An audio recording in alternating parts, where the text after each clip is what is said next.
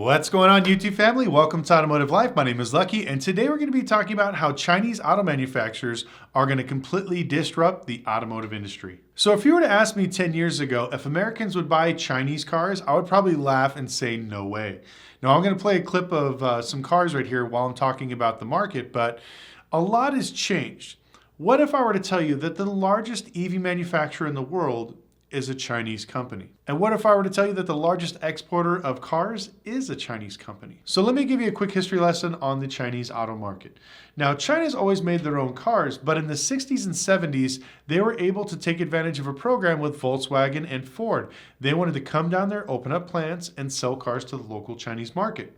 Now, China saw this as an opportunity to see what these major manufacturers are doing and see if they can steal some of the secrets and replicate it. But after 2 decades of doing this, they weren't able to make the same amount of cars with the same build quality, and they weren't reliable. So they basically failed after 2 decades of copying them. So they decided to take it a step further. They figured they'd buy all these cars and reverse engineer them to see if they can come up with their own secret sauce to make their cars work better. Unfortunately, this did not work. The build quality was bad, dependability was bad, and they copied a lot of the cars flat out because in China, there is no copyright laws. So you can see in some of the video here that they're flat out blatantly copied cars left and right. And this is where the turning point happened. There were a few Chinese manufacturers that decided to go after engineers from other companies to actually make their cars better. So they hired people from Ford, Honda, Toyota, Hyundai, Mercedes-Benz, Rolls-Royce, BMW, and brought them over to their Chinese companies to help them build a much better car. And this is where you start to see the transformation when it comes to a lot of these better built quality vehicles. But then on top of that, some manufacturers took it one step further and decided to actually buy into some automotive groups. Now, I don't know if you guys knew this, but Volvo is actually owned by a Chinese auto group. You'll see a lot of their parts and other technologies in other Chinese vehicles.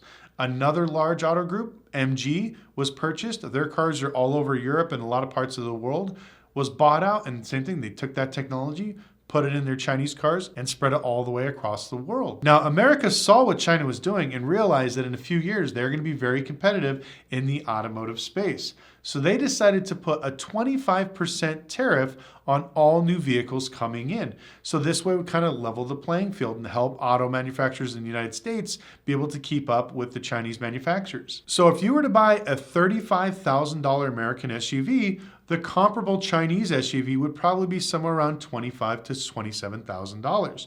It'd be a little bit cheaper, but not significantly enough where people would actually pay the few dollars more to buy the brand loyalty or the American brand over the Chinese competitor. Now, America was banking on these Chinese cars being very bad build quality, not dependable, not being able to go more than 30,000, 40,000 miles. But here is where the nightmare begins for America. Right now, BYD, which is the largest EV company in the world, is manufacturing a plant down in Mexico, close to the US border, so they can start importing cars to the United States. Now, why is this such a big deal? Well, the reason is remember, if you export from China, there's a 25% tariff. But part of the NAFTA deal, if you bring cars from Mexico into the United States, that doesn't apply. So now that $25,000 SUV drops to a $15,000 SUV. So if you were to buy a $15,000 SUV, good quality, comes with a warranty, instead of buying the $35,000 comparable American SUV, which one do you think Americans would pick? Now, normally I would say they'd probably pick, the American brand or something else like that, but what dealers and manufacturers did over the last 3 years of screwing the American public, I think brand loyalty is out the door. At the end of the day, it's what's going to save the average person the most money in their pockets. Inflation is out of control. People can't afford these new cars. I mean, just a basic new car is $48,000 is our average new car price, it's ridiculous. And that's not even the crazy part. BYD actually makes a Model 3 competitor, which has, I think, 210 miles of range. The starting price of this car in the United States is $11,000. So instead of paying $35,000 to $45,000 for a Model 3, you can get maybe a few less miles of range for a quarter of the price. You can buy 3 of these compared to one Tesla.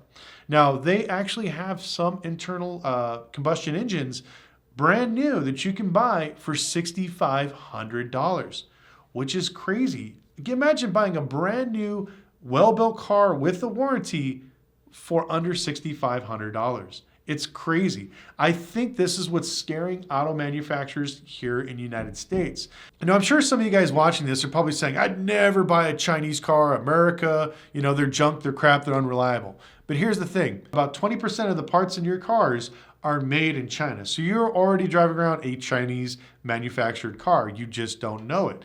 So that's another thing of why these cars are becoming so competitive. When people hear $6,500, they think it's cheap, or the $15,000 SUV. It's cheap, it's low build quality, it's garbage, it's junk, it's not dependable. That's not the case.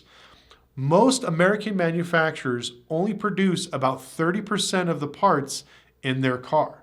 That's why their costs are so high. That's across American brands, Japanese brands, even Europe brands. The highest manufacturer besides these companies is Tesla. Tesla makes about 65% of its parts in-house. As it does this, it's able to save more and more money and keep the cost down. That's why if you look, Tesla is the only manufacturer that actually makes a profit on their EVs compared to all these other major manufacturers, because everything is subbed out. Now, here's the thing that makes a lot of these Chinese companies different, like BYD.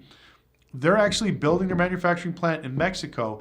They make 76% of their parts in-house.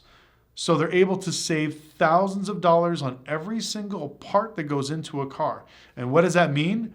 Better build quality, quality control, and they can keep the prices low. And that's the biggest thing. Now, if these cars were cheap or crap, then it'd be no big deal. But some of these ones I saw at some of these auto shows are actually pretty decent. And even some of the ones I drove, I think it was a BYD Seagull here in Vegas. I don't know how the guy got it here, but he's driving it around. And that was actually a nice car. And that car, brand new, shipped to America, was $11,300. And he has a 225-mile range for an EV. So the build quality was nice, the ride was nice, and then I'm sure once you get the parts, I think the battery replacement was less than $3,000. So I think Chinese manufacturers actually keeping everything in-house and not relying on other countries is probably what's going to set them up for success. Now, America, unfortunately, we're always worried about making more money. So every time we can save a dollar, everything is exported to other countries to be made. Now, a lot of people are saying, well, if they do this, they're going to start charging import taxes for cars in Mexico. They can't. Believe it or not, if you're driving a Japanese car right now, if the first letter of your VIN number is a J, that means in Japan. It's made in Japan. But any other car besides that, if it's a number, is probably made in Mexico. So every Honda, Toyota, and everything else coming up here would have to be taxed accordingly the same way. So now your Honda Accord would pretty much raise up another $5,000 to $8,000. So it wouldn't make it competitive for everybody. It would actually hurt the market. Now, normally I would be against this. I'd say, you know what? These cars are junk. We don't want Chinese cars in America, blah, blah, blah, and throw them out there. I know American people need options. They need something cheap to get around in. But then also, I think that American manufacturers actually called for this. You can see it all over the news. All these CEOs came out and said, we're going to make less cars to keep demand high so we can keep the prices high so we can gross more money. Now, if you go back and watch a few of my videos, I said over and over again that somebody's going to jump into the market, make affordable cars, and eat up all the market share. And guess what? China is stepping up to fill that marketplace. Now, there are already cars here in the United States that you could find, but I think once the large waves come in the next 2 to 3 years, as these cars get shipped in from Mexico, is going to completely change the game. So I have friends that are all over the world that kind of travel because of the pandemic, and what they see in South America is they're seeing Chinese cars everywhere.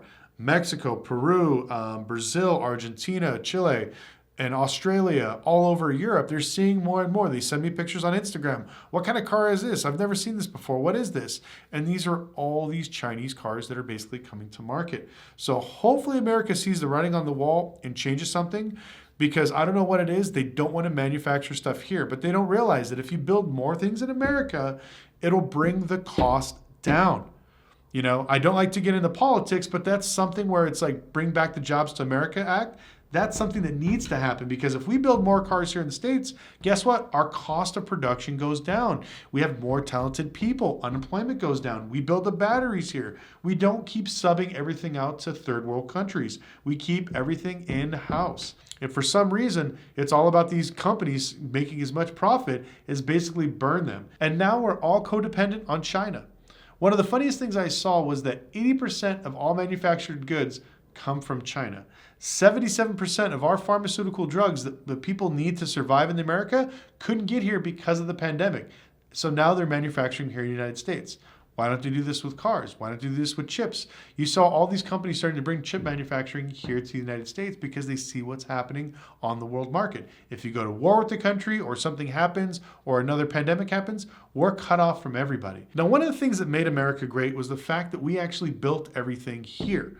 If you go back and look at history, most of the countries were always importing stuff from America, whether that's cars, trucks, heavy equipment, whatever it was. America was the standard for building this stuff and the quality. But now, I mean, think about it. When's the last time you've seen Made in America on any type of product? Even when you buy a brand new American car, it literally has to be written out.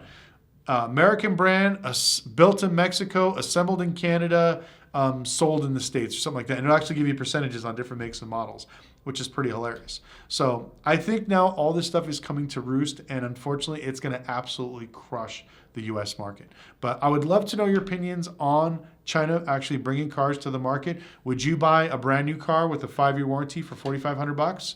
I don't see the problem. I mean, I would give it a shot, drive around. And then on top of that, think about it. There's people out here buying a 2000 Toyota Camry with 300,000 miles for $4,500. So buying a brand new car, I don't see what the problem is. So I'd love to know your opinions on these cars. What do you think would happen if they come to the US market? Also, please like and subscribe if you enjoyed this. Follow me on Instagram at Lucky Lopez, and we'll see you next video.